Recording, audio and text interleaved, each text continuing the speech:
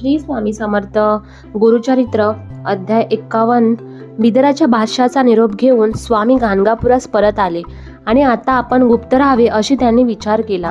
मी फार काळ प्रगट राहिलो तर बादशाह पाठोपाठ अनेक मलेच्छ येथे येतील आणि त्यांची येथील भक्तांना आणि ब्राह्मणांना उपद्रव होईल, म्हणून आता आपण गुप्त राहावे व लोकांना मात्र आपण श्रीशैल यात्रेला जातो असे उघड सांगावे. देहाने शिष्यासहित आपण श्रीशैलास यात्रेला जात आहोत असा त्यांनी देखावा निर्माण केला. भक्तांनी स्वामींना पोचवायला आले असताना खूप विनवण्या केल्या. तेव्हा श्रीगुरु त्यांना म्हणाले, आम्ही याच गावात राहू, अमरजा संगमात नित्य स्नान करू, प्रेमाने गुप्तपणे मठातच राहू, तरी तुम्ही चिंता करू नका. त्यांच्या पश्चात मठात नित्यसेवा कशी करावी याचे सर्व भक्तांना सविस्तर सांगितले. भक्तजनांची जी जी इच्छा असेल ती प्राप्त होईल असे सांगून स्वामी श्रीपर्वतास जाण्यासाठी निघाले. तेव्हा भक्त लोक विचार करीत करीत मठात परत आले.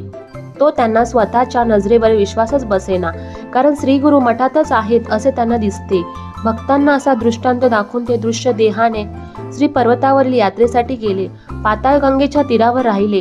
त्यांनी शिष्यांना सांगितले, मला फुलाचे आसन तयार करा, मला पहिल्या तीरात जायचे आहे, आपण मल्लिकार्जुन मंदिरातच भेटा.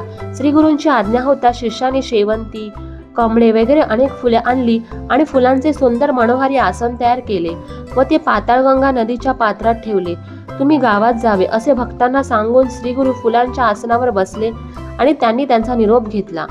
त्यावेळी निरोप घेताना श्रीगुरु शिष्यांना म्हणाले, आम्ही निजस्थानाला जातो, तेथे पोचल्याची खूण म्हणून फुले पाठवू. आम्ही निजस्थानाला जातो तेथे पोचल्याची खूण म्हणून फुले पाठवू. ती शेवंताची फुले असतील. त्याचा स्वीकार तुम्ही भक्तिभावाने प्रसाद म्हणून करावा. निर्गुण पादुकांची अखंड पूजा करावी. तुमच्या घरी लक्ष्मीचा वास असतो. आणखी एक खूण सांगतो, गायनात माझे स्मरण करावे. जे असे स्मरण करतील त्याच्या घरी मी राहीन. जे माझे चरित्र ऐकतील आणि लोकांना वाचून दाखवतील त्यांच्या घरी लक्ष्मी नित्य राहील. श्रीगुरु दृष्टिक्षेपात होते तोपर्यंत त्यांच्याकडे अश्रू भरल्या डोळ्यांनी सर्व भक्त पाहत राहिले. नंतर ते दिसेनासे झाले. त्यांनी शेवटचे दर्शन डोळ्यात साठवून शांतपणे डोळे मिटून सर्वजण स्तब्ध उभे राहिले. थोड्या वेळाने काही नावडी त्या दिशेला त्यांच्याकडे येताना दिसले. ते जवळ आल्यावर सर्व शिष्यांना म्हणाले, आम्ही श्रीगुरूंना पाहिले.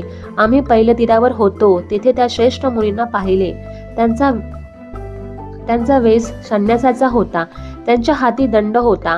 त्यांचे नाव नृसिंह सरस्वती आहे. तुम्हाला सांगण्यासाठी म्हणून त्यांनी एक निरोप सांगितला आहे.